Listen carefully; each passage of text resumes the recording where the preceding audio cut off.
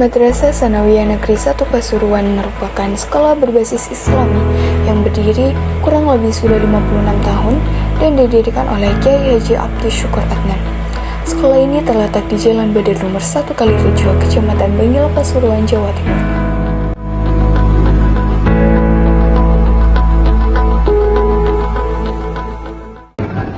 Untuk sarana prasarana yang disiapkan MTS 1 untuk penunjang pembelajaran siswa, otomatis yang sarana yang ada di kelas masing-masing itu otomatis pembelajaran di sini. Memang ketika saya waktu hadir di sini itu kan ada namanya pembelajaran yang penuh dengan IT, yang namanya IT board. IT board ini alhamdulillah kemarin saya sampaikan coba kelas istilahnya kelas yang ini dua jadwal ini diberikan kelas IT board yang menggunakan IT board pembelajaran dengan digitalisasi.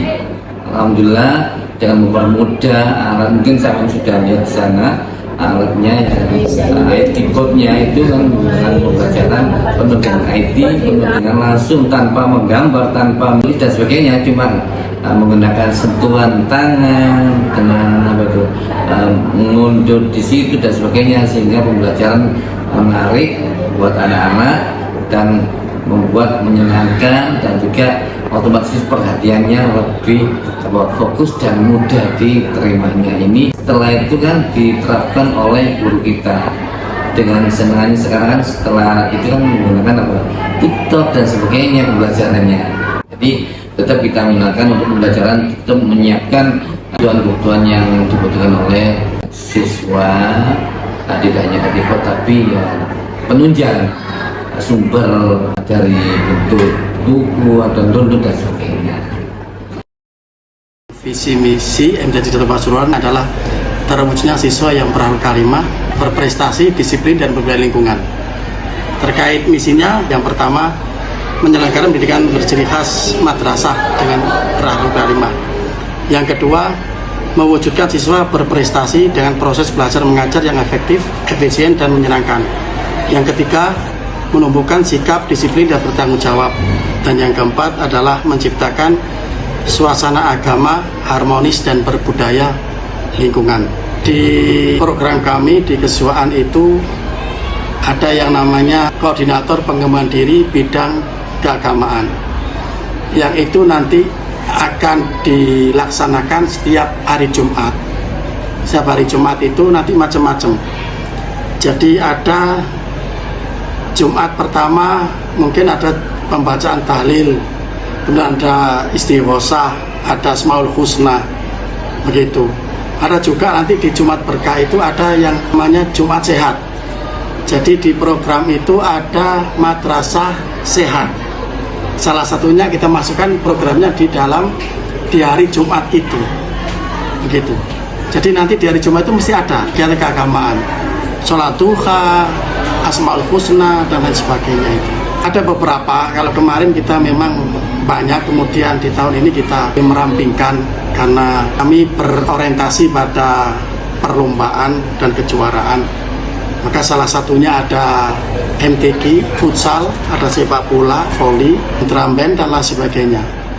Ini kami berorientasi dari semua ekstra itu, kami orientasinya kepada kejuaraan.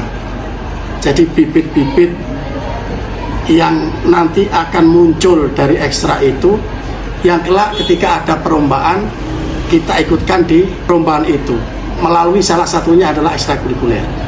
Saya kira demikian. Terkait dengan upaya untuk mendisiplinkan diri siswa ketika pembelajaran, Bapak Ibu guru, terutama saya pribadi, ketika memasuki kelas, yang pertama adalah mengecek kehadiran siswa. Ya, pentingnya kita mengecek kehadiran siswa adalah bahwa pembelajaran kita ini diikuti oleh siswa, dalam arti keseluruhan siswa yang ada dengan yang tidak ada kita bisa pantau. Kemudian yang kedua adalah membuat komitmen belajar. Pastinya ketika kita mulai kegiatan belajar mengajar, tentunya di situ anak-anak sendiri juga harus komitmen dengan belajar pada saat kegiatan pembelajaran dengan Bapak Ibu guru, sehingga diharapkan dengan kondisi seperti ini pembelajaran bisa kondusif. Tentunya untuk memotivasi siswa-siswi dalam pembelajaran di kelas itu banyak metode-metode yang bisa kita gunakan. Ya, metode-metode yang bisa kita gunakan sangat bervariasi.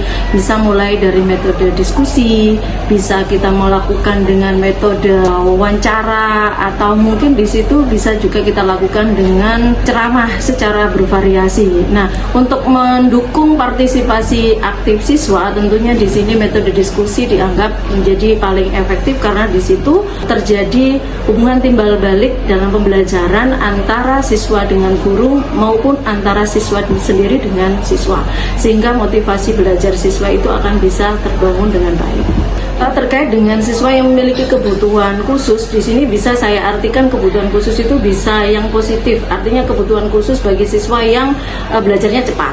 Nah, kemudian ada juga siswa yang belajarnya mungkin lebih lambat dibandingkan dengan siswa-siswa yang lain. Untuk mereka yang mungkin memiliki kecepatan belajar yang di atas standar atau rata-rata dari yang lain, maka kita berikan pengayaan di sana.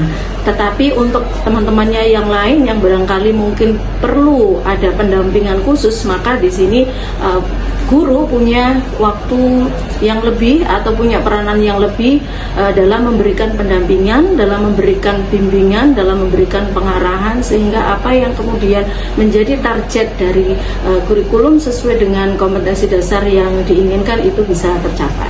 Untuk menilai kemajuan belajar siswa itu kita bisa melihat dari kegiatan harian. Dalam kegiatan keseharian dan harian, baik itu dari penilaian segi kognitif, kemudian segi psikomotorik, kemudian yang ketiga adalah dari sisi sikap.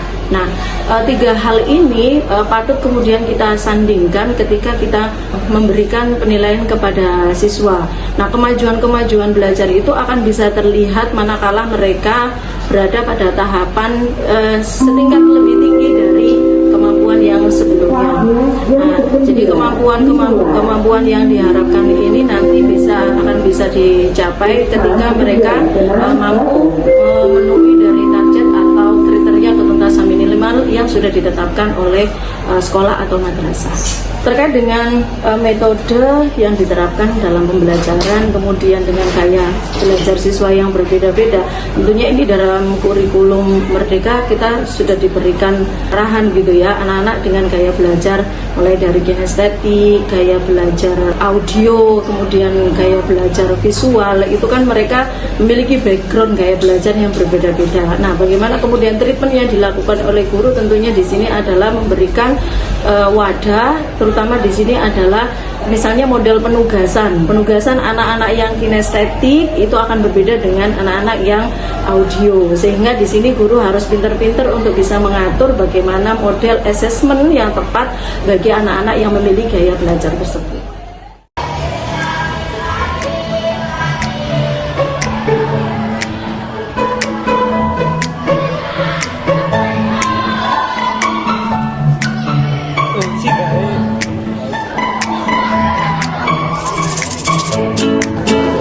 Kan gak ada area-area jadi minggu jangan terkala.